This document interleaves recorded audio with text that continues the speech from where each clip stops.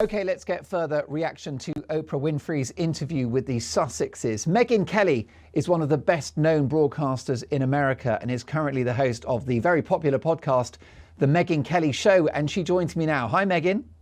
Hi, Mark. Great to have you on the programme. Can I ask you about your most recent episode of the show that features my brilliant former colleague, Dan Wootton, in which you argue that a big theme of the interview was victimhood? Do you buy the idea of Harry and Meghan as victims? Not even a little. And that's what was such a turnoff about their interview. At no point did they offer any clue that they had a perspective on what's going on in the world, right? Like, let's take a look at Harry. Poor Harry somehow has to try to survive on his inheritance from Princess Diana, which is reportedly any place from $15 to $25 million.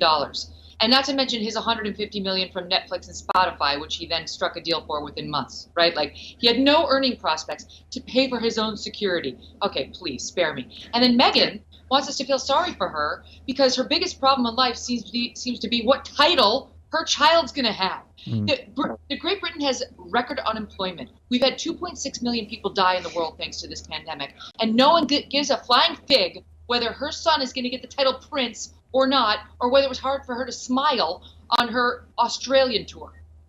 Well, indeed so. Now, one of the most toxic allegations was that of racism by an unnamed member of the royal family. Prince William has spoken today to the press saying that his family is certainly not racist. What's your reaction to that allegation? Look, they wouldn't have allowed them to make that allegation in a court of law because they didn't provide the basis for it. They didn't name the name. They didn't say when, where, in what context. And there's a reason that they wouldn't have allowed it to be admissible, because you would be unfairly indicting somebody without the proper foundation. I think the same standard applies here. They offered a sweeping allegation without attaching it to a name. We don't know what happened, what specifically was said, or who said it. We have no way of assessing the credibility of the allegation, and I think we should treat it accordingly. I do. I don't think there's enough of a foundation. It wasn't pulled out by Oprah. It wasn't offered by those two for us to believe that anything specific happened that would show racism. Now, you appeared on British TV the day after the US airing of the interview on Good Morning Britain, a programme that the host, Piers Morgan, has since left because he said he didn't believe a word that Meghan Markle said. What do you think of this decision by Piers to walk away from his own show? I don't understand what fully happened there, right? Did he walk out? Was he pushed out? Did they try to shut him up and so he walked out?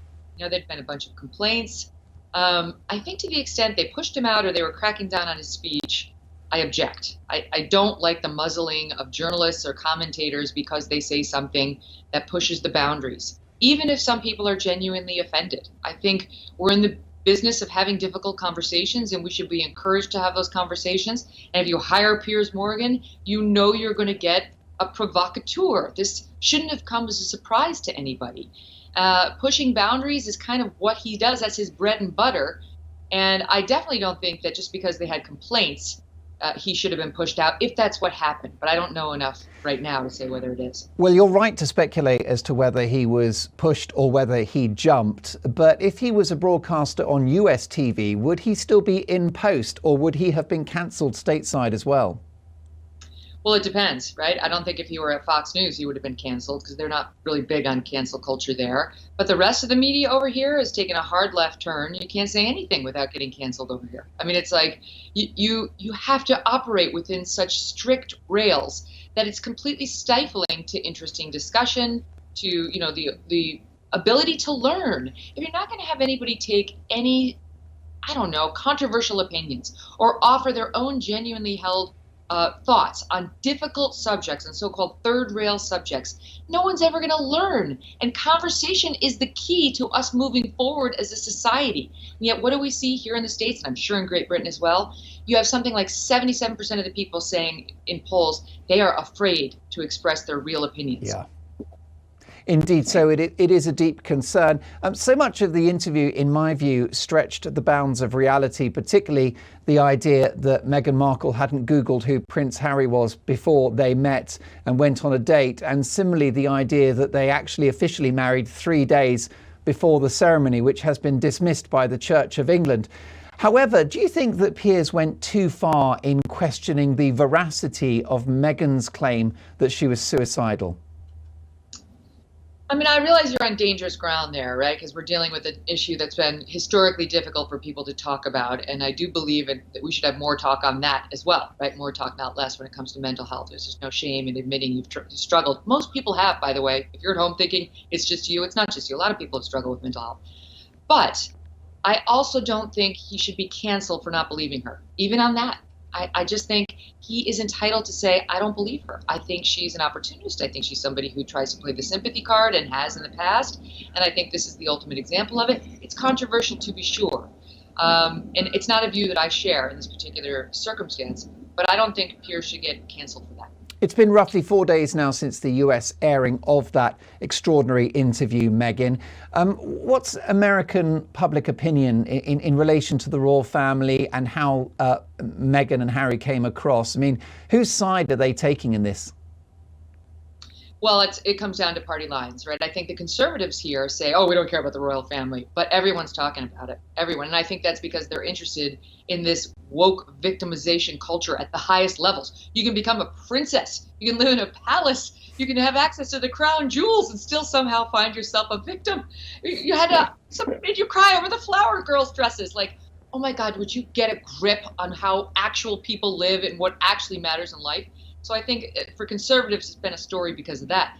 For the more liberal-leaning people, I think for Democrats, they tend to like the royal family and be interested in the royal family, but they're mad at them because they're way more woke.